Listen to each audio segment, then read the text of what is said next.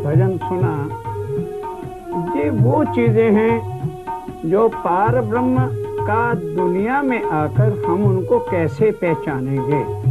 तो उन्होंने आकर, राम भगवान भी आए, कृष्ण भगवान भी आए, पर किसी ने सबको एक रूप तो नहीं किया। ये धर्मों के जो झगड़े थे, प्राणनाथ जी ने कैसे आकर के मिटाए कि वो सबकी आत्मा के जो हैं वो मालिक हैं। तो आज दिन तक ये जो दुनिया आवागमन के चक्कर में थी, जन्मना मरना, ये त्रैगुण के फंद को छुड़ाया कि नहीं, ये जो कर्म शरीर से करते हो इसको छोड़ दो, आत्मा का संबंध उस पारब्रह्म के साथ जोड़ो। फिर कैसे अपनी पहचान बताई मुख से कि मैं वो एक परमात्मा हूँ, जिसके लिए दुनिया कहती तो थी कि परमात्मा एक है, पर कौन है, किसी ने भ्रम नहीं मिटाया, तो खुद मुख से आके बताया कि मैं वो पारब्रह्म हूँ, सच्चिद आनंद हूँ। फिर अपना ज्ञान लाकर सबके संशय जो है मिटा दिए। वो ज्ञान कुलजम स्वरूप की वाणी है। और फिर अपनी पहचान बताई और परम धाम का रास्ता बताया कि यहाँ बैठे बैठे आप चित्तवन से परम धाम देख सकते हो।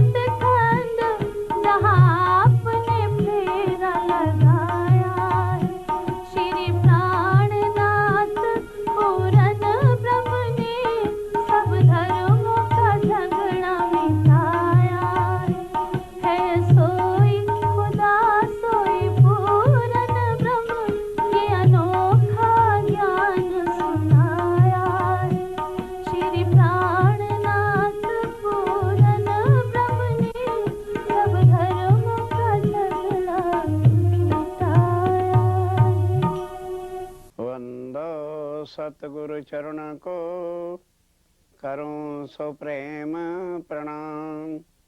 अशुभ हरण मंगल करन धनी श्री देव चंजिना। श्री प्राणनाथ निज मूलपति श्री मेरा जसो नाम। तेज कुंवरी श्यामा युगल पल पल करूं प्रणाम, पल पल करूं प्रणाम। उपस्थित साथियों, पिछले विषय में हमने आपको बताया था कि अगले विषय में जो अब मैं शुरू कर रहा हूं, सतगुरु और गुरु में क्यों भारी अंतर है, वो श्री प्राणनाथ जी ने ही आकर, उस पार ब्रह्मक्षातीत ने आकर सतगुरु की व्याख्या की। सतगुरु क्योंकि ऊंचा अच्छा शब्द होता है, तो आज हर कोई लोग अपने गुरुओं के साथ सतगुरु ही जोड़ते हैं कि हमारे सतगुरु आ रहे हैं।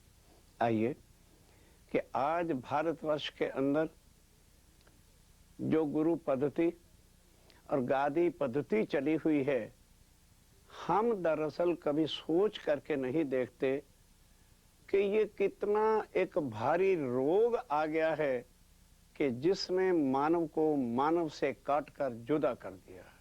क्यों? हम जब गुरु भी धारण करते हैं तो कभी विचार किया, पर एक ही देखते हैं, माता पिता लड़के को पकड़ के ले गए और जाके कहा, गुरुजी आ मेरा लड़का है, इसको भी अपना मंत्र दे दो। सोचिए, जैसे गुरुओं की पद्धति और घर के लोग क्या करते हैं कि हमारा खानदान का भाई ये गादी है, हम तो इन्हीं गुरु से लेंगे। अब सोचिए, थोड़ा ब्रेक लगाइए और जिंदगी में सोचिए कि जो गुरु धारण करना है वो खानदान के वास्ते धारण करना है, क्या वो माता पिता के वास्ते धारण करना है या अपने कल्याण के वास्ते करना है। कभी भी कोई मनुष्य ये यदि सोचे भाई मैंने गुरु धारण करना है, तो गुरु से पहले क्या देख लेना चाहिए कि आया वो मेरे कल्याण का मार्ग मुझको दे सकता है। माता पिता लड़के को ले गए, गुरुजी के पास बिठा दिया, गुरुजी ने कान में मंत्र बोल दिया, बस गुरु धारण हो गया। उसके बाद रोज थैले भर भर के जाओ, गुरुओं के शरणों में रखो। साथियों, आज ये जो सौदा है एक कमर्शियल बन गया। नहीं तो आगे गुरुजन पहले जंगलों में ही रहा करते थे और वहां पर जाकर कोई जाता भी था शुद्ध हृदय के साथ, भाई मैं आश्रम जा रहा हूँ, गुरु जी के चरणों में जा रहा हूँ। राम भगवान जी की उस जीवनी को उठाइए, श्री कृष्ण की जीवनी को उठाइए और फिर देखो कि गुरु का कितना महत्व होता था, जो कभी भी संसार की लोभ और इन चीजों में पड़ते नहीं थे और केवल उनकी शरण तक पहुंचते ही वो हमारी मनोकामनाओं को पूर्ण करते थे। तो अब ये भी सोचना है, क्या गुरु को मन की केवल कामना संसारिक पूरी करने के लिए धारण करना चाहिए कि गुरुजी आशीर्वाद दे दो मेरे लड़के की सगाई हो जाए, गुरुजी आशीर्वाद दे दो मेरी लड़की का लगन हो जाए? तो इसके लिए गुरु होते हैं क्या? जरा सोचिए। आज भाई सोचने का समय है, वो अंधकार का समय चला गया जिस समय जो है विद्या नहीं होती थी। आज विद्या का प्रवाह चल रहा है और तेज बुद्धियां चल रही हैं, पार ब्रह्मक्षातीत यहाँ जागृत बुद्ध का ज्ञान लेके आ चुके हैं। हम अपना जीवन नष्ट करके चला गए, क्या यही हमको मिला है? ध्यान के साथ सोचने की बात है। ये चीज कि मुझे आवागमन के चक्कर से छूटना, ये किसी की सोच में नहीं आएगा, आज में नहीं आएगा। लोग इसका अर्थ क्या निकालेंगे? अरे भाई काहे को मर जाए, क्यों भाव से पार हो जाए, वहां क्या मिलेगा हमको? हम तो बार बार जन्मेंगे और बार बार सेवा करेंगे। पहले ऐसा विचार रखने वालों कभी ये भी सोच लेना कि अगले जन्म तुम्हें मनुष्य तन ही मिलेगा। What is the guarantee? कर्मों का फाटक पूरा करना पड़ेगा, कर्मों का इंची टेप पूरा होगा तब आपको जो है अगला मनुष्य तन मिलेगा, नहीं तो योनियों में डाल दिए जाओगे। और अब इस वक्त मनुष्य तन की क्या कीमत है, वो खूब श्री प्राणनाथ जी की वाणी से आपको बता दिया है। आज का मनुष्य तन, आज का भारतवर्ष में जन्म लेना और हिंदू धर्म के अंदर जन्म लेना और उसके बाद प्राणनाथ जी की वाणी का प्राप्त हो जाना, जब से सृष्टि बन रही है, करोड़ों बार बनी, करोड़ों बार मिट गई, ये चार वस्तुएं आज दिन तक इकट्ठी देवी देवताओं को भी नसीब नहीं हुई। पर ये बात कभी अर्जुन के दिल में उठी थी कि भाई जब सृष्टि के बनाने और मिटाने वाला, आगे का ज्ञान तो उसे नहीं था, मेरे सामने भगवान खड़े हैं, तो मैं आवागमन के चक्कर से क्यों ना छूटूं? क्यों? आज हमें तो पता नहीं आवागमन का चक्कर क्या है। अर्जुन ने वो देखा कब? जब युद्ध से इनकार करके रथ से नीचे उतर गए तो भगवान को चिंता हुई कि मेरे भाई अब तो मेरी इज्जत का सवाल सारे विश्व में देवी देवता भी देख रहे हैं, तो इसको मैं किस तरह से मनाऊं? तो मजबूर होकर, लाचार होकर भगवान को अपना वैराट का स्वरूप दिखाना पड़ा। विष्णु भगवान के 24 अवतार कहें, किसी ने भी आज दिन तक विराट का स्वरूप नहीं दिखाया। और अब अर्जुन के मांगने पर नहीं दिखा रहे, उनकी अपनी इज्जत का सवाल है कि किसी तरह से अर्जुन अगर युद्ध नहीं लड़ेगा तो बड़ा काम खराब हो जाएगा। तब कहने लगे, अर्जुन देख, जिन गुरुओं को तू अपना गुरु समझ बैठा है, अरे बाबा ये तो पूर्व जन्म, साथियों ये गुरु अगले जन्म में तुम्हें नहीं मिलने वाले, सतगुरु तुम्हें साथ लेकर के जाएगा। इतना अंतर है। सतगुरु कभी छोड़ नहीं सकते, चाहे कितना जन्म भी तुम बदलो, लेकिन गुरु तुम्हें अगले जन्म में मिलने वाले नहीं। अब गीता इसका प्रमाण है। अर्जुन देख, पूर्व जन्म में तुमने इन पर ऐसे उपकार कर रखे हैं कि उसका बदला देने के लिए तुम्हें ज्ञान सुना रहे हैं तेरे गुरु के रूप में। वैसे ये मर चुके हैं, तुम इनको मारने में डरो मत कि मैं बुरे गुरुओं को क्यों मारूं, लो आओ मैं तुम्हें दिखाता हूं। तब भगवान ने विराट का स्वरूप दिखाया, दोनों। और वो आप सब देखते हो हमेशा, एक तरफ से सारी दुनिया जन्म ले रही, कितनी दुखी तड़प तड़प के जन्म ले रहे हैं, और दूसरी तरफ मौत के अंदर तड़प तड़प के वो देख रहे हैं। अब अर्जुन जो है घबरा गया है, जन्म के समय और मरण के समय इतना जो है दुख उठाना पड़ता है, फिर भगवान ने कहा ठहर, अब तू अपना भी अगली मौत को देख कि कुछ दिनों के बाद अब फिर तू मरने वाला है। जब मौत का वो डर भयंकर सीन उसने देखा, घबरा गया। कहता है प्रभु, ऐ मेरे भगवान, जिस रूप में मेरे सामने तुम खड़े होकर के बातें कर रहे थे, कृपया उसी तरह से आ जाओ, ये विराट का स्वरूप हटाओ। हटाया, भगवान उसी तरह से सामने आ गए। बोलो भाई अब के महाराज, इस रूप को देखकर, इस भयंकर अवस्था को देख के मुझे तसल्ली हो गई कि मेरा इस दुनिया में कोई भी नहीं है। सब मतलब के स्वार्थी पूर्व जन्म के कर्मों के हिसाब से ग्रस्त का वारा बना हुआ है, जहां सारी दुनिया अंधी होकर समझ रही है मेरी पत्नी, मेरे पति, मेरे बच्चे, मेरा कुटुंब, मेरा कबीला कोई भी नहीं अपना। आज आंख बंद हो जाए, बोलो 2 मिनट के लिए सोच के उत्तर दो, कोई तुम्हारे साथ जाएगा? ये शरीर जिसको दिन रात पाउडरों क्रीमों से हम सजाते हैं, ये भी धोखा दे जाएगा, ये भी साथ जाने वाला नहीं है। फिर अर्जुन अब कहता है प्रभु कुछ नहीं चाहिए, मैं कुछ नहीं मांगता अब आपसे, अभी युद्ध करूंगा, एक इच्छा मेरी पूरी कर दो कि ये जो आपने विराट के अंदर जन्म मरण का सिलसिला दिखाया है, आप तो सृष्टि के नाथ हैं, कृपा करके मुझे जन्म मरण से छुड़ा के भव से पार कर दो। साथियों आओ, क्या भगवान भी झूठ बोलेंगे? कह देते अच्छा मैं कर दूंगा या फिर कर दूंगा? नहीं, भगवान नहीं झूठ बोल सकते। वो हम लोग मलेच्छा आदमी हैं जो अपने स्वार्थों के कारण झूठ बोलते हैं, छल करते हैं, कपट करते हैं। भगवान करते हैं अर्जुन ध्यान के साथ सुन, द्वा इमौ पुरुषो लोके, ये 14 लोक की जो सृष्टि आप देख रहे हो, इसको बनाने वाले 2 पुरुष हैं। एक तो मैं हूं क्षरा सर्वाणी भूतानि, मेरा भी नाश होता है और सारे मेरे बनाए हुए संसार का भी नाश होता है। जो मैं कण कण में हूं, ये मेरा स्वरूप है, जो आज दिन तक किसी को नहीं पता था। भगवान ने स्वयं का क्षरा सर्वाणी भूतानि, सर्वव्यापक जो कण कण में निराकार स्वरूप है वो मेरा ही है। कूटस्थ अक्षरा उच्यते, जो कूटस्थ है, अविनाशी है, जिसने मुझे बनाया है और सारे संसार को बनाने की शक्ति प्रदान मुझे की हुई है, उस शक्ति से मैं संसार बनाता मिटाता, कर्मों के बंधनों में हमने सबको बांध रखा है, कोई भी कर्म के बंधन से बाहर जा नहीं सकता। साथियों, और ए अर्जुन, तू चाहता है कि मैं इससे भाव से पार हो जाऊं? मैं नहीं कर सकता। मैं तो इस संसार के कर्मों में बांधता हूं, माया का धन देता हूं, माया देता हूं, संसार देता हूं, राज देता हूं, पाठ देता हूं, ज्यादा से ज्यादा मैं तुझे बैकुंठ ले जा सकता हूं। अब वो जो अक्षर ब्रह्म है, जो इसको हुक्म दे के बनवाता और मिटाता है, परमात्मा वो भी नहीं है, वो भी तुम्हें भव से पार नहीं कर सकता। अर्जुन कहता है प्रभु फिर वो परमात्मा ना आप हैं और ना अक्षर ब्रह्म है, तो वो कौन है?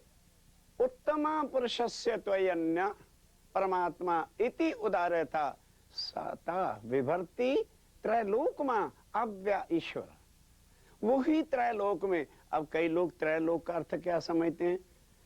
मृतलोक, स्वर्ग और वैकुंठ। ना मेरे साथियों, वो त्रैलोक कौन से हैं? काल माया का ब्रह्मांड, उसके आगे योग माया का ब्रह्मांड, और उसके आगे अखंड परम धाम का ब्रह्मांड। उसी के हुक्म से सब कुछ ये बन और मिट रहा है, और ये है वो परमात्मा जो उत्तम पुरुष अक्षरातीत है। अब अर्जुन कहता है प्रभु यहाँ तो जैसे भी है हमें आपके चरण प्राप्त हो जाते हैं, तो उसकी प्राप्ति कैसे हो सकती है? कहने लगे वो भी मिल सकता है। लभ्यस्तु, ये भगवान कह रहे हैं, लभ्यस्तु मिल सकता है। भक्ति करनी पड़ती है। कौन सी? अनन्य प्रेम लक्षणा भक्ति। तो साथियों, सतगुरु जो होंगे वो पार ब्रह्म अक्षरातीत के साथ मिलाएंगे। कौन सी भक्ति का मार्ग देंगे? अनन्य प्रेम लक्षणा भक्ति, पतिव्रता साधन, जो बाइबल के अंदर भी मैं आपको बता चुका हूं कि उन्होंने क्या बताया कि उस फादर के साथ, उस पूर्ण परमात्मा के साथ, उस सुप्रीम ट्रुथ गॉड के साथ यदि नाता जोड़ना है तो एज लाइक मेडन, जैसे कुंवारी कन्या एक प्यार उस पति के वास्ते छुपा के रखती है। रहो दुनिया में, दुनिया वालों के साथ शरीरक प्यार रखो, आत्म का संबंध उसके साथ जोड़ने के लिए जो है ये रिश्ता जब उनके साथ जोड़ेगा, अब जोड़ेगा कौन? अपने आप नहीं जुड़ जाएगा। प्राणनाथ जी अपने आप नहीं प्राप्त हो जाते, सतगुरु की जरूरत है। लेकिन अब सवाल क्या है कि जो गुरुजन है वो ये सत्य के मार्ग पर हमें क्यों नहीं चलाते? क्योंकि उनका मान सम्मान धंधा गादी और ये सब छूट जाते हैं। क्योंकि जब शिष्य उनके पास आएंगे नहीं तो उनका कैसे चलेगा? लेकिन प्राणनाथ जी का जो मार्ग है, प्रेम लक्षणा भक्ति जो है, वहां गुरु और शिष्य नहीं चलता। क्यों? ध्यान के साथ विचित्र चीजें हैं जो प्राणनाथ जी ने लाके दुनिया में रखी है। किस लिए? कि गुरु और शिष्य by body not by soul. और वो जो सतगुरु होते हैं और वो दो रूप बनाते हैं, वो गुरु नहीं बनते। प्राणनाथ जी ने आके किसी को अपना शिष्य नहीं बनाया, उन्होंने अपना साथी कहा। इसलिए आपने इस वाणी के अंदर भी कई बार सुना होगा, सुंदर साथ। साथी आके कहा, कॉमरेड कहा, और इसकी साक्षी गवाही आप कहोगे जी ये तो अपने मनगढ़ंत ही। ना ना ना ना ना, पहले प्रमाण पीछे बात करेंगे। बाइबल उठाई, पढ़िए क्या लिखा है बाइबल के अंदर। God seek comrade claims love. ये उसकी पहचान है कि वो परमात्मा जब दुनिया में आएगा, सीक्स कॉमरेड, ओ मेरे वतन के साथियों, ओ मेरी आत्माओं, आत्माओं को साथियों कहा है। लाओ मेरा प्रेम लाओ, वो इश्क लाओ जिसके साथ तुमने परमधाम में रब्द किया था कि हम खेल में जाकर के भूलेंगे नहीं। ये उस सतगुरु की पहचान है। और दूसरी पहचान बाइबल में क्या लिखी है? Devil seeks slaves. जो दूसरे लोग हैं, दूसरे गुरु हैं, वो हमेशा क्या करेंगे? गुलाम। स्लेव क्लेम्स ओबीडियंसी, हर वक्त सेवा, हमारी खिदमत, हमारे लिए क्या लेके आए हो और जा रहे हो तो भाई क्या पगे रख के जाओगे? क्या सिखाते हैं कि गुरुजी के पास जाना है तो खाली हाथ नहीं जाना, डिब्बा या रुपए या मिठाई लेके जाना है। चलो जी, वो उनके पग में रख दिया। अब जाना है तो जाती बार फिर प्रणाम करना है तो फिर उनके चरणों में रखियो। यही चीज पीरों के अंदर भी है। ये मत सोचो कि हिंदुओं के अंदर ही है, इससे ज्यादा शायद पीरों के अंदर होगी। तो साथियों, ये है संसार का झमेला, जहां हर धर्म के अंदर गुरुओं ने गादियां बनाकर अपना एक कमर्शियल धंधा बना रखा है। अब हम लोगों के ऊपर ऐसा पहले ही वो ज्ञान बता देते हैं, देखो जो अपने गुरु को छोड़ेगा वो सीधा नरक में चला जाएगा। प्राणनाथ जी ने आके प्रैक्टिकल करके दिखाया, बिल्कुल गलत बात है। जो सतगुरु, जो गुरु हमें भव से पार, जन्म मरण से छुड़ा नहीं सकता, जो अर्जुन ने मांगा मेरे साथियों। क्यों? 84 लाख में हम गुरु, सिवाय इस योनि के सिवा हम गुरु नहीं धारण कर सकते। ना हमारे पास मनुष्य तन की विशेषता क्या है कि इसके पास जो सोचने की शक्ति, जो थिंकिंग पावर है, जो बुद्धि है, वो केवल इस मनुष्य तन के अंदर प्राप्त होती है। और उस बुद्धि के द्वारा ही हम भला बुरा ज्ञान सोचकर और फॉलो करके और पार ब्रह्म के उस लक्ष्य तक, जो हमारी जिंदगी का गोल है, जो हमारा लक्ष्य है, उसको प्राप्त कर सकते हैं। इस वास्ते मनुष्य तन का होना जरूरी और उसके बाद सतगुरु का। क्यों? आज ऐसा भारतवर्ष का प्राणी जकड़ा पड़ा है भाई, और सब कुछ ठीक है, हम अपने गुरु को नहीं छोड़ सकते। आओ देवचंद जी के जीवन सुनो। आपने याद किया होगा, बताया था सबसे पहले उन्होंने गुरु किसको धारण किया? उसको जो है सन्यास मत वालों को। और उसके बाद आके हरदास जी के पास वो मंत्र छोड़ा, दूसरा गुरु धारण किया। क्या? वो परम धाम की श्यामा महारानी, जो पूर्व में परमात्मा का आनंद स्वरूप है, वो नरकों में जाएंगे कि नरकों में पड़े हुए को सबको निकालने के लिए वो आए हैं। सोचने की बातें, विचार करने की बातें।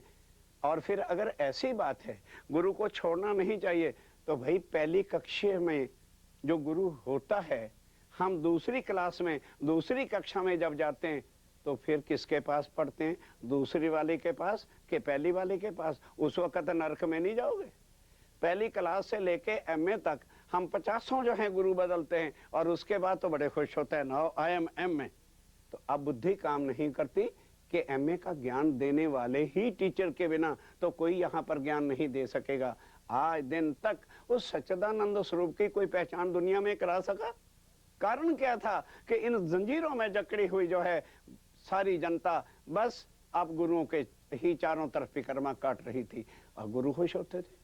क्यों? हमारे पास आ रहे हैं, हमारी सेवा हो रही है, हमारी गद्दी का बड़ा नाम है। गुरु अवश्य चाहिए, क्योंकि गुरु या सदगुरु का फर्क क्या है? यही गुरु जन कर्म कांडों में डालते हैं। अब चंद्रमा ग्रहण लगेगा, बेटा ऐसा कर लेना, अब तेरे पिताजी मर जाएंगे और उसकी जो है वहां पर जो है हड्डियां गंगा में ले जाना। क्या हो जाएगा? गंगा में हड्डियां ले जाना। सोचिए, आज सोचने की बातें। जो जाने वाला था वो चला गया, शरीर भी हमने दाह संस्कार कर दिया, उसके बाद हड्डियां उठा करके ले गए, गंगा जी में चले गए। वहां पंडित जी और खड़े, इतने रुपए लगो, अब ये करना है, अब वो करना, और वो थैली। अरे भाई सोचो, आज हमारा शरीर 5 फुट, 5.5 फुट, 6 फुट का है। मरने के बाद तुम्हें 2 इंच जगह नहीं मिलने वाली मेरे भाई साथियों। जिस जमीनों पर, मकानों पर बड़ा अभिमान है, इतना बंगला होना चाहिए, 1000 फुट की कोठी होनी चाहिए। सोचो, इन चक्रों में से कौन निकालेगा? केवल सतगुरु निकालेगा। जला देने के बाद इतना सा कपड़ा होता है जिसमें उठा करके हड्डियां हमारी धर जाती। 6 फुट की बजाय बन गए 4 इंच। वो भी नहीं रहते, उसके लिए भी जगह नहीं। गंगा जी चला जाना, पंडित जी ने 2 मंत्र पढ़ना और फेंक देना गंगा में। यही औकात है, यही है गुरुओं का देन कि गंगा में जाओ, क्या हो जाएगा? हड्डियां गंगा में डालो, चाहे कहीं भी रख दो। साथियों, ये कर्मकांड, गलत तरीके जो चल रहे हैं, प्राणनाथ जी ने तो आकर इनमें से निकाला है। वो सतगुरु बन के यहाँ आए हैं। आपने अभी श्लोक सुना, ब्रह्मानंदम परम सुखदम केवलम ज्ञान मूर्तिम। वो ज्ञान जिसने लिया, फिर आगे आइए, देवचंद जी ने हरदास जी के बाद कहां तक पहुंचे? केवल गौलोक तक। उसके बाद पार ब्रह्मक्षातीत जब आए तो हरदास जी को भी छोड़ दिया। भाई एक क्लास के बाद जब ऊपर का ज्ञान कोई देने वाला आ जाए तो फिर पहले गुरु के पास रगड़ पट्टी करने की जरूरत क्या है? वैसे आप लोग करो। प्राणनाथ जी आके किसी को मना नहीं करने आए, केवल इतना बताने आए हैं कि जिस तरह से छत्रसाल जी ने पहचान की, और बुंदेला राजपूत थे, छोटे मोटे भी नहीं, जो मर सकते हैं और कभी भी कर्मकांड को छोड़ नहीं सकते। अपने बुंदेला वंश को वो कभी नहीं छोड़ सकते। और पहचान करने के बाद क्या उन्होंने शरीर को प्राणनाथ माना?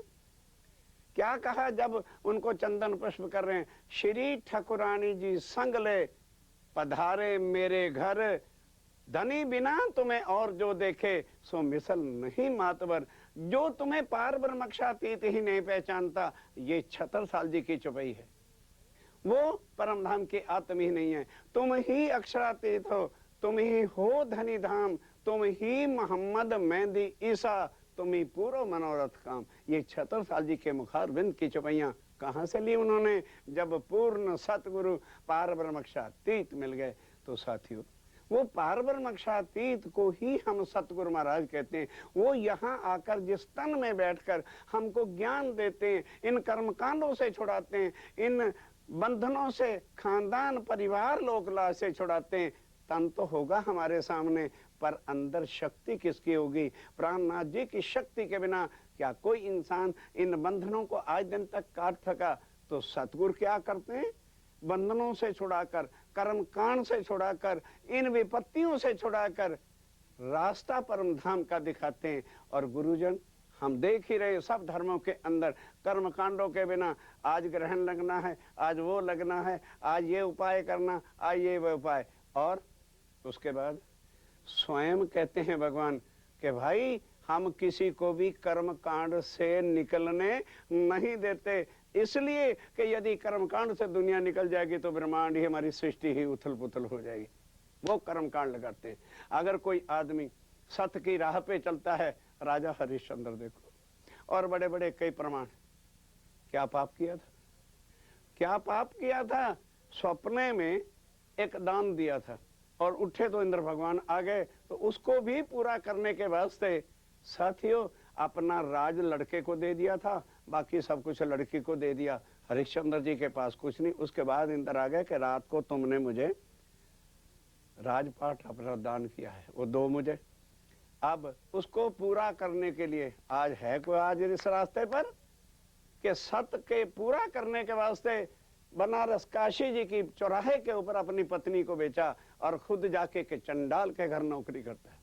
और वहां भी इंद्र भगवान आ गए, ये है तुम्हारे भगवान, घबराना नहीं। सत्य को अवश्य वर्णन हम करते हैं, जिसको बुरा लगे वो क्षमा कर देना। पानी भर के उसकी टैंकी तैयार होती तो नीचे से सुराख करके तोड़ देते हैं।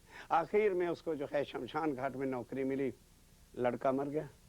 विश्वामित्र सांप बन के काला, क्योंकि विश्वामित्र पहले स्वर्ग में पहुंच चुका था और इंद्र भगवान को कहने लगे भगवान अगर ये आगे निकल गया तो फिर वैकुंठ चला जाएगा, तो सांप बन के उसको काट दिया। अब उसकी पत्नी बेचारी के पास कुछ था नहीं, नौकरी करती थी, बर्तन मलती थी, बच्चे को लेकर के गई शमशान घाट। हरिश्चंद्र को पता चला किसी ने बगैर मेरे पूछे जो है लकड़ी लगा के और दाह संस्कार कर रहा है, आया देखा कि मेरी पत्नी और मेरा लड़का है कोई धर्म सत्य की राह पे चलने वाला। तब जो है उसने कहा उठा लो इसको, नहीं जलाने दूंगा, मैं धर्म नहीं हार सकता। फिर भी मिला क्या मेरे साथियों? वैकुंठ। भगवान स्वयं आए, वैकुंठ लेके गए। और वैकुंठ का क्या भागवत ग्रंथ झूठा है जो व्यास जी ने लिखा है? पढ़ो उसको कि महाप्रलय में 14 लोक 5 तत्व 3 गुण का लय हो जाता है, तो फिर वैकुंठ भी नहीं रहना। फिर करते क्या है? ये कर्म कांडों के अंदर बांधते हैं हमें। अगर यहां से कोई उठ के निकलता भी है तो जलंधर ऋषि को उनके सत्य को गिराने के लिए देखो किस तरह से जो है अप्सरा को भेजा। उसके बाद वशिष्ठ जी कितने सालों तक जो है विश्वामित्र 4 साल तक जो है तब 40,000 साल तक तपस्या करते रहे और मेनका आ गई, उसने आकर के उनको सत्य को गिराया। तो साथियों ये ब्रह्मांड ऐसा है, हमें यहाँ से कोई भी कर्मकांडों से बंधनों से और फिर गुरुओं के ऊपर जो आदेश है वो उन भगवानों के ग्रंथों से होता है। और ये सारे जन अपने जो हैं कर्मकांड और स्वार्थ और ये जितना भी कुटुंब कबीले के बंधन है, आज ये है आज वो है, शादी ये है मरण वो है। अरे भाई शादी अपने इष्ट सच्चिदानंद के स्वरूप को सामने रख के उनकी वाणी को रख के बताया कि ब्रह्म विद्या जो है वो अखंड है, उसके द्वारा ही जन्म मरण का और सारा कर्म ब्रह्म आत्माएं आके करेंगी। और वो आप लोग अपनाइए सत्य के ज्ञान को लेके और सच्चिदानंद के साथ जो अपना संबंध जोड़िए और उसके साथ सतगुरु ही कौन सा रास्ता देंगे? प्रेम लक्षणा भक्ति का। प्रेम लक्षणा का मतलब जो आत्म के साथ उस पारब्रह्मक्षातीत को अपना पति मानकर और उस तरीके के साथ यदि हम चलते हैं तो संसार में भले रहो, कोई हर्ज नहीं जितने इंसान से। और अंत समय यदि वही पारब्रह्म का ध्यान आपके मगज में बुद्धि में होगा तो उठाइए गीता अंतमतः सोगता। अंत समय में जिस स्वरूप का चित्तवन ध्यान आप करेंगे, किस तरीके से दास भक्ति से नहीं कि प्रभु मैं बार बार जन्म लूं और जो है मैं दास बनूं, बिल्कुल नहीं। अब दास नहीं बनना, अब कर्म कांडों में नहीं फंसना, अब पार ब्रह्म की पत्नी प्रेम लक्षणा भक्ति जो सतगुरु महाराज ये रास्ता दिखाए, प्रेम लक्षणा भक्ति बताए, गुरु शिष्य के बंधनों से हटाए, कर्म कांडों से हटाकर पार ब्रह्म के साथ नाता जोड़े, वो तो है सतगुरु। और जो हमें कर्म कांडों में डाले और यहीं की प्रथा सिखाए और ये दुनिया के ही बंधन और इन्हीं के अंदर रखे, वो है भाई गुरु। और वो गुरु ना खुद बाहर निकलते हैं। स्वामी जी ने कहा अगुओं को दुनिया को आग एक है, अगुओं को आग दो है। एक बोझ ढोवे शिष्य का और दूसरा अपने गुनाह करो, अपने अवगुण और जिनसे प्रणाम करवा रखा है सारी उम्र उनका बोझ होता है। ये मत सोचो कि अब गुरु बन के बैठ गए, अरे प्रणाम कर रहा, हाँ शाबाश बेटा जीता रहो, जीता नहीं रहो। उसके सब कर्मों का बोझ जो आशीर्वाद देने वाले हो तुमको ढोना पड़ेगा और तुम्हें दुगने बोझ ढोने पड़ेंगे। सतगुरु की शरण पकड़ लो, वो 1 मिनट में अपने सत्ता के ज्ञान से जो है तुम्हारे कर्म बंधनों को काटकर और प्रेम लक्षणा भक्ति का सतगुरु क्या करेगा? अपने साथ नहीं नाता जोड़ेगा, तुम्हारा संबंध आत्मा के साथ जो है पार ब्रह्म के साथ अपने तारतम्य ज्ञान की शक्ति से बांध देगा। जैसे एक लड़की और लड़के का लगन होता है तो पंडित केवल लगन पड़ता है, लड़की उठ के पंडित के पीछे नहीं जाती, अपने पति के पास जाती है। इसी तरह से यहाँ क्या है कि गुरुजन मंत्र देते हैं तो हम परमात्मा को तो पीछे जाते नहीं। शिव जी का मंत्र मिला, शिव जी के पास नहीं जाते, गुरु के पीछे जाते हैं। क्यों भाई? पंडित के पीछे जाने से क्या तुम्हें तुम्हारा परमात्मा मिलेगा? प्राणनाथ जी ने आके ये बताया कि नहीं, जो ज्ञान देता है, जो संबंध जोड़ता है वो सतगुरु होता है, लेकिन तुम्हारा संबंध आत्मा का उस पार ब्रह्मक्षा के तीत के साथ पतिव्रत नाते से प्रेम लक्षणा भक्ति से जोड़ देते हैं। बस पत्नी बनने के बाद केवल उनका ध्यान सुमरन ही काफी है। आज हम अपने परम सुख के लक्ष्य तक क्यों नहीं पहुंच सकते? कैसे नहीं पहुंचा जाता? हम केवल कर्म कांडों में फंसे हुए हैं। और उसके बाद जो हमारी परिपाटी पुरानी चल रही है, अरे भाई समय और युग बदलता है तो हर चीज भी बदल जाती है। कभी कर्म का जो विषय चलता था, अब ये तो अच्छी तरह से सब ग्रंथों ने बता दिया कि कर्म कांड हमें कभी भी आवागमन के चक्कर से दुखों के इस सागर से निकाल नहीं सकता, और उसमें हम उसी की जड़ता में फंसे हुए हैं। सब कुछ समझ भी जाएंगे और उसके बाद क्या कहें, अरे भाई ज्ञान तो सब ठीक है पर कुल देवी तो पूजवई पड़े, भाई खानदान का लोक लाई तो रखनी पड़े। ये बताओ, जब जन्म हुआ था तुम्हारे साथ कौन आया था? कौन सा खानदान था?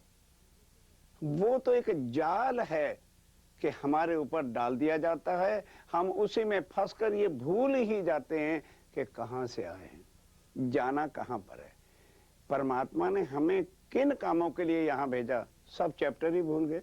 अब केवल चैप्टर क्या है? खानदान, सगे, संबंधी, बस, और मेरे बच्चे परिवार अच्छे स्टैंडर्ड से जी जाएं, बस। कभी सोचा है इतने स्टैंडर्ड से हम नहीं रह रहे जितने स्टैंडर्ड से वनों में पक्षी रहते हैं।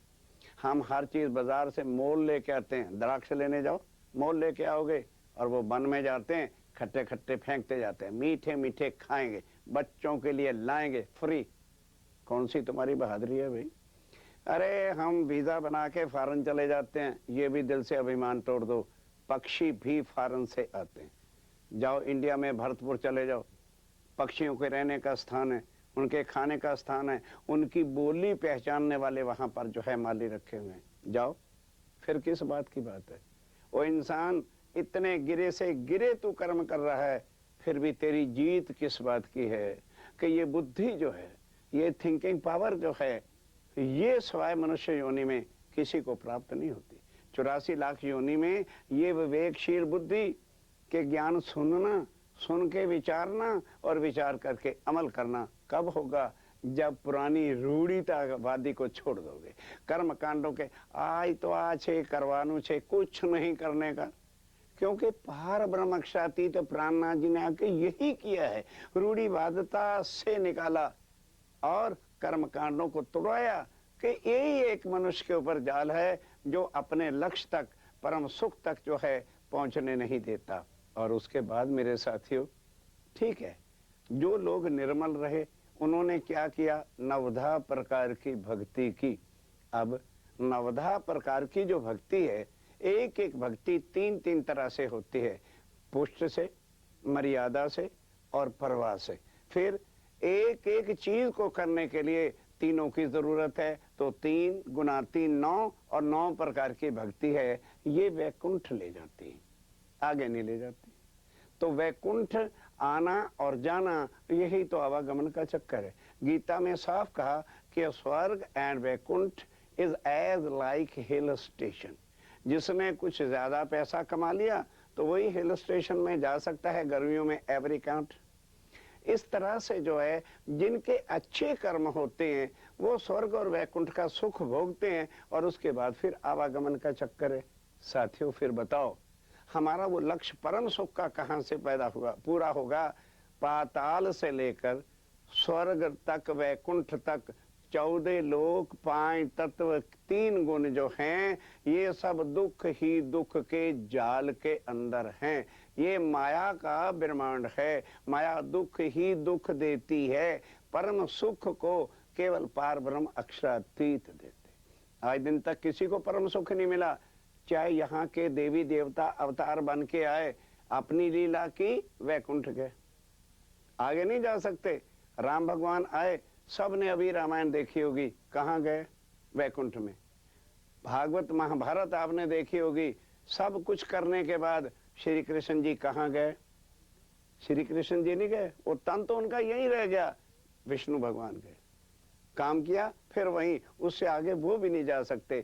उनको भी परम सुख नहीं प्राप्त होता। अगर उनको परम सुख की प्राप्ति होती, सोचो, शंकर भगवान एक पल के अंदर सृष्टि को लय करते हैं, हाँ, और क्या वो संसार के सुख लेना चाहे कैलाश पर्वत पर बैठ के नहीं ले सकते? हम तो रोज नहा धो करके शूटिंग बदलते हैं, कभी ग्वालियर शूटिंग, कभी बम्बे शूटिंग, कभी एस कुमार शूटिंग। शंकर भगवान कभी शूटिंग बदलते हैं? एक मृगशाला नीचे बिछा रखी, एक कमर में बांध रखी है और पार ब्रह्म के ध्यान में बैठे हैं। जिन भगवानों से हम कुछ मांगना चाहते हैं, अगर हम उनके रियल फॉलोअर होते, फॉलो करने वाले होते, तो देखते भी ये क्या कर रहे हैं। जिनसे हम मांगते हैं वो क्या कर रहे हैं? वो हमें उल्टा ये चीजें दे करके माया में फंसा रहे हैं और खुद माया से निकलने का यत्न कर रहे हैं। तो ये समझ नहीं आती। और वो जो चीज इस समय उन्हें भी नहीं प्राप्त हुई, वो तुम्हें घरों बैठे, कोई जंगलों में नहीं जाना, कोई तपस्या नहीं करनी, कुछ नहीं करना। करना क्या है कि रूढ़िवादिता छोड़नी होगी। अगर रूढ़िवादिता नहीं छोड़नी होगी तो कोई भी ज्ञान तुम्हें भव से पार कर सकता ही नहीं। कोई भी परम सुख के लक्ष्य तक तुम्हें पहुंचा नहीं सकता। और ये जो जड़ता की बातें हैं, इनको निकालनी होगी। जो कुछ खानदान का है वो बाय बॉडी है। कोई गुरु धारण करना है तो खानदान वाला गुरु क्या करेगा? सोच समझ गुरु कीजे रे बाबा, सोच समझ गुरु कीजे, ये तो सौदा परम अमोलक, निरख परख के लीजिए। वो गुरु ढूंढो जो हमें परम सुख के लक्ष्य तक पहुंचावे, सत्य और असत्य की पहचान करावे। स्वामी जी ने आके कहा, सत्य की और असत्य की पहचान क्या है? सत्य चाहो तो शब्दा चीनो, ओ आप ना देवे दिखाई। स्वामी जी कहते हैं, मैं तुम्हें यहाँ नहीं दिखाई दे सकता क्योंकि मैं नूरमय तत्व का हूँ। मैं तो यहाँ केवल अपनी आत्मा के लिए वो शक्तियां लेकर उस तन में बैठ जाता हूँ और उससे उनको सब माया, ब्रह्म और परम धाम की बातें बताता हूँ। तो तुम मुझे चीनना चाहते हो तो मेरे शब्दों को पहचानो।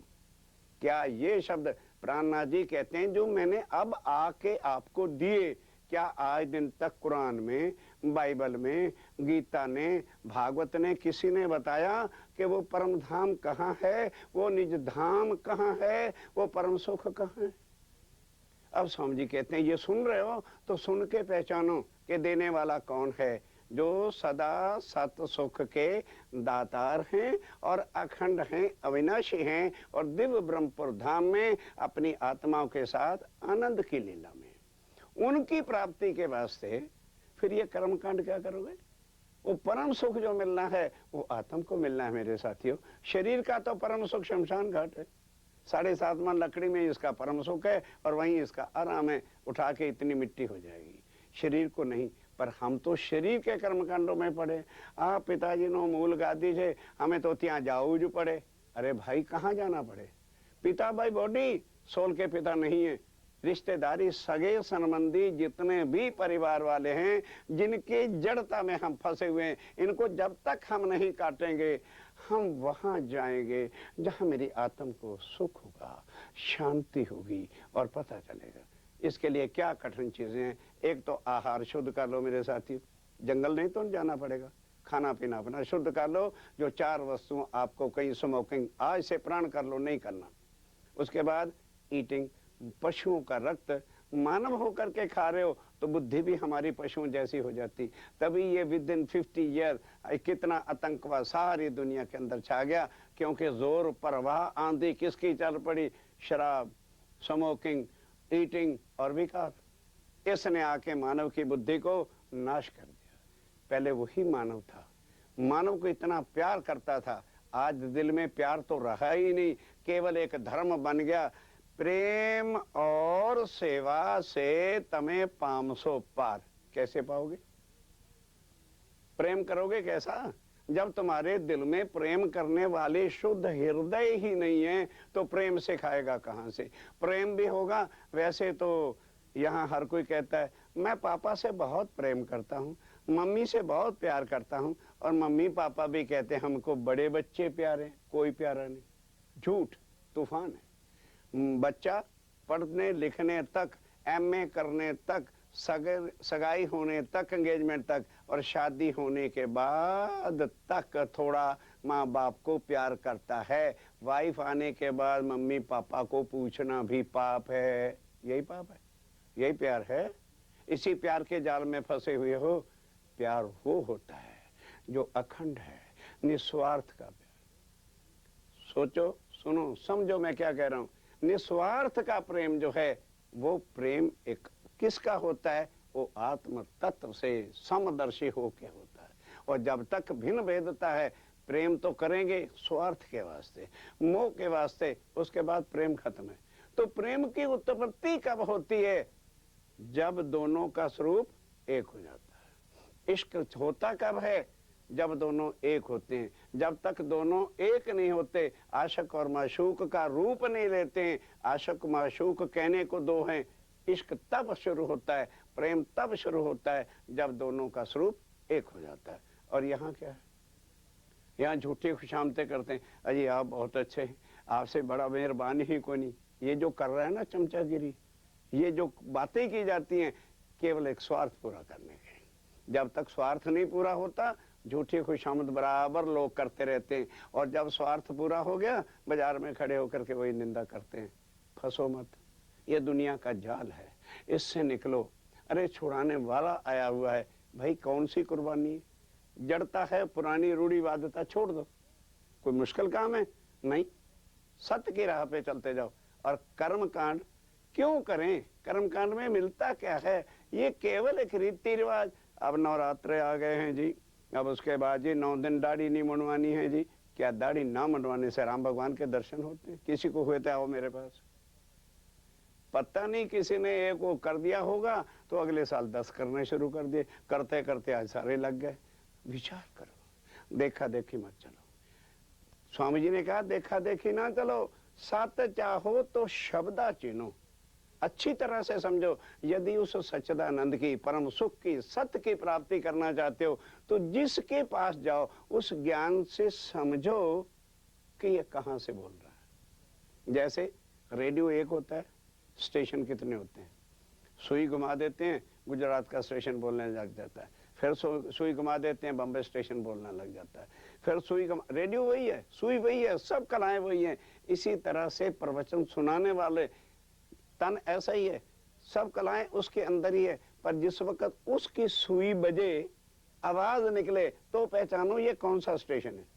आया स्वर्ग तक का स्टेशन बोल रहा है कि वैकुंठ तक का स्वर्ग स्टेशन बोल रहा है, या कि कर्मकांड के अंदर फंसाने वाला जो है स्टेशन बोल रहा है, या इन सब से परे all India radio station Delhi बोल रहा है। वहां चलना चाहते हो तो शब्द चीनो, प्राणनाथ जी की वाणी से उनको पहचानो कि ये कौन है, कैसा ज्ञान सुना रहे हैं। तो आपको लगेगा कि ऐसा ज्ञान आज दिन तक किसी ने सुनाया ही नहीं है, क्योंकि ऐसा ज्ञान लाने वाला आज दिन तक दुनिया में आया ही नहीं। दुनिया में वही अवतार है, वही तीर्थंकर आए, वही अवतार है जो वैकुंठ से आए, काम किया भक्तों का और चले गए। तो साथियों, ये क्रम जो है ये तो आदि सृष्टि से जब से बनी है चल रही है। लेकिन क्या किसी ने सुख प्राप्त हमें कराया, परम लक्ष्य तक हमें पहुंचाया, मानवता का वो सारी चीज जो है कि हमको दी, वो प्राणनाथ जी की वाणी से आपको प्राणनाथ जी की पहचान हो सकती है। और किसी प्रकार से आपको कोई साधन, नवधा प्रकार की भक्ति करने से, चाहो कि हम परम लक्ष्य तक पहुंच जाए, या योग साधनाओं से पहुंच जाए, या कोई और मार्ग भी प्राप्त कर लें, साथियों परम सुख प्राप्त नहीं हो सकता। नवधा प्रकार की भक्ति भी आपको वैकुंठ ले जाएगी बराबर, वो भी अगर बड़ी सत्यता के साथ की हुई है तो। और उसके बाद जो है आपको कर्म कांड जो है वो तो कुछ कर ही नहीं सकता, और योग साधना भी जो है बॉडी के साथ। उसके बाद कर्म कांड भी योग साधना की तरह ही समझ लीजिए बॉडी के साथ होता है। तो ये तो अच्छी तरह से मैंने आपके सामने क्लियर कर दिया कि शारीरिक कृत जितनी भी है वो यहीं तक ही हमको रखेगी। अब उसके बाद कई लोग मेडिटेशन पर विश्वास रखते हैं, कहते हैं जी आत्मचिंतन कीजिए। जब आत्मा की ही पहचान आज दिन तक किसी ने कराई नहीं, हम जीव को ही आत्मा मानकर अब चिंतन किसका करें? आत्म जो जीव का स्वरूप है वो तो ये है। इसके नाश होने के बाद जीव कर्मों के हिसाब से तुरंत जैसे जीर्णानि वस्त्राणि यथा विहाय, जिस तरह प्राणी फटे हुए कपड़े उतार कर तुरंत नया धारण करता है साथियों, उसी तरह से जीव जब शरीर से निकलता है कर्मों के हिसाब से जाके नेक्स्ट योनि में प्रवेश कर जाता है। और यहाँ क्या है, अजी 13 दिन तक आत्मा घूमती रहती, ये है कर्म कांड, ये अंधकार के जाल हैं। अब आज बताइए, कई लोग चौथे दिन जो है वो कर देते हैं उठाला और सारा क्रम खत्म कर देते हैं, कई तीसरे दिन ही कर देते हैं, तो उनके जीव कहाँ जाएगा? ये कर्म कांडों में से प्राणनाथ जी ही निकाल रहे हैं, ऐसी परिस्थितियां बना बना करके। अब आइए, मेडिटेशन क्या होता है? मेडिटेशन समझिए अच्छी तरह से, मन का संकल्प और विकल्प है। और जो योग साधनाओं से ऐसे बैठे रहते हैं और एक पॉइंट पर अपना ध्यान धरते रहते हैं, आप भी करके देखिए, आप भी उस किस पॉइंट पर? अंधकार के। उसके बाद जो सत्य स्वरूप की पहचान है वो तो आपको है नहीं, तो फिर किस तरह से जो है वहां तक जाओगे? प्राणनाथ जी ने आके बताया, क्या मेडिटेशन वालों ने बताया कि मैंने ये चीज देखी है? अंधकार के अंदर टुबकियां लगा लेने से क्या प्रकाश प्राप्त हो जाएगा? प्राणनाथ जी ने आके स्वयं बताया, मेरा घर कहाँ है, मेरा स्वरूप क्या है, मेरी लीला कहाँ है। ऐ भाई दुनिया वालों, यहाँ कोई भी फार्मूला अपना लो, आप वहां नहीं जा सकते, क्योंकि यहाँ की जितनी भी कृत है, जितने भी क्रम है, मेडिटेशन है, आत्मचिंतन है, आत्मा की पहचान ही तो चिंतन किसका करोगे? जब आत्म के स्वरूप की पहचान हो जाएगी तो चिंतन की जरूरत ही नहीं, फिर चिंतन आपका रहेगा ही नहीं। एक एक चीज को समझिए, वो कहाँ पर सारी लीला है जिसको श्री प्राणनाथ जी ने आके कहा, यदि यहाँ बैठकर आप मेरे स्वरूप को, मेरे धाम को, मेरी उन लीलाओं को देखना चाहते हो तो चित्तवन करना पड़ेगा। चिंतन नहीं, चित्तवन। चित्तवन किससे करना है? By soul. अब चलना कैसे है? वो प्राणनाथ जी ने अपनी वाणी से, अपने चित्तवन के ग्रंथ से, जो श्री कुलजम स्वरूप में अच्छी तरह से उन्होंने वर्णन किया है कि यहाँ बैठे कैसे पहले सबका चित्तवन करना है, अपने सतगुरु महाराज का। तो कहोगे जी तो फिर गुरु का शरीर है? ना ना ना ना ना, जिन्होंने हमारा संबंध आत्मा का पार ब्रह्म के साथ जोड़ा है, वो शक्ति हमारे सामने पॉजिटिवली आ जाएगी। गुरु को किसने देखा होता? उनके ध्यान धरिए। हम किसी रिश्तेदार का जो है चिंतन करें तो बोलो सामने आता है कि नहीं आता? बैठे हों सोच के अंदर, ऐसे लगता है जैसे वो मेरे पास आके बातें करते हैं। ये है चितवन की स्टार्टर। हम सतगुरु जी के जो है ध्यान धरेंगे तो उनकी बॉडी नहीं आ जाएगी हमारे सामने, उनके अंदर वो शक्ति जिन्होंने हमारी आत्मा का संबंध पार ब्रह्म के साथ जोड़ा है, वो उसका अनुभव होगा और वो लेकर के हमें निराकार से पार, सात शून्य वैकुंठ से आगे। क्यों? वो शक्ति कहाँ की है? वो यहाँ की नहीं है। फिर उसके बाद योग माया अखंड के चारों स्थान, अव्यकृत ब्रह्म, सबलिक ब्रह्म, केवल ब्रह्म और सत्स्वरूप ब्रह्म को भी पार करेगी। आगे सत परम, उसके बाद अक्षर का धाम आ जाएगा। वहां से आगे 25 पक्ष जो परम धाम के हैं वो स्टार्ट होते हैं। तो फिर वो वहां से श्री जमुना जी के ऊपर ये पूर्ण ब्रह्म परमात्मा ने बताया कि मेरे धाम का रास्ता कौन सा है, किस तरह से आप चित्तवन करके मेरे परम धाम में पहुंच सकते हो और मेरे असल स्वरूप को यहाँ नहीं देख सकते। मैंने अभी बताया ना, सत चाहो तो शब्दा चिन्हो। शब्दों से, उनकी वाणी से, कुलजम स्वरूप की वाणी से प्राणनाथ जी की पहचान हो जाएगी। दूसरा उनका मूल ग्रंथ श्री वितक साहब है। ये दोनों ग्रंथ उन्होंने अपने मुखारबिंद से श्री मुख वाणी से ही सारा कुछ बताया। फिर वहां से सीधा जमुना जी के ऊपर केल पुल से होके पाट घाट है। वो यहाँ का जल ना समझ लेना कि वहां भी नदियां हैं, ना, वहां नूरमय जल है। नूरमय जल से क्या मतलब, अगर हम वहां आत्मा स्नान करना चाहें तो पानी वैसा रूप धारण करता है। आज पानी के ऊपर ही लीला करनी है तो बिल्कुल स्टॉप, दौड़ सकते हो, खेल सकते हो, लीला कर सकते हो जल के ऊपर। ये भाई यहाँ की चीजें नहीं है, ये परम धाम का परम तत्व है जो आके प्राणनाथ जी ने बताया। और उसके बाद रंग महल परम धाम में चांदनी चौक में खड़े होकर 100 सीढ़ियां 20 चंदे चढ़ के आगे मूल द्वार आता है और उसके बाद अंदर जाइए 28 धाम का चौक आता है। क्या किसी ने आज दिन तक ये चीजें बताई कि परम धाम कैसा है? ये पूर्ण ब्रह्म ने आके अपने घर की, अपने धाम के स्वरूप की पहचान कराई। वहां से आगे 4 चौरस हवेली उलंग के 5वीं गोल हवेली, जिसके किनार पर 64 थंब आते हैं। और उसके बाद आगे किनारे के ऊपर नीले और हरे थंबों के बीच में जो है उनका सिंहासन है। किस तरह का वो स्वरूप है उसके लिए मैं क्षमा चाहूंगा। वो वही ध्यान धर सकता है जिसके अंदर वो दर्द हो, जिसके अंदर वो लगन लगेगी, जिसके अंदर वो आत्म तत्व का बीड़ा उठेगा। यहाँ बैठे मेरे कई साथी चित्तवन करते हैं, साक्षात अनुभव करते हैं, नॉट मेडिटेशन, किसी की बनाई हुई वस्तुओं नहीं।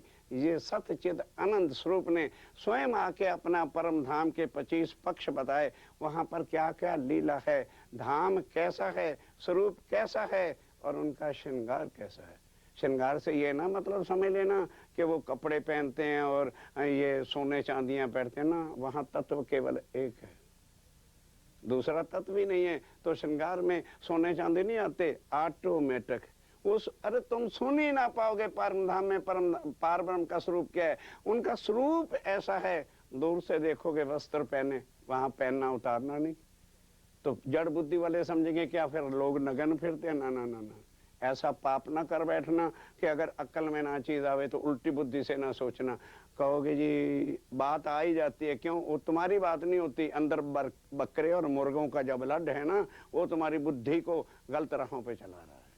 ये चित्तवन कर सकते हो पार ब्रह्म के स्वरूप को, जिसको किसी ने आज दिन तक बताया नहीं, यहीं बैठ के अनुभव कर सकते हो पर प्राणनाथ जी की पहचान करके।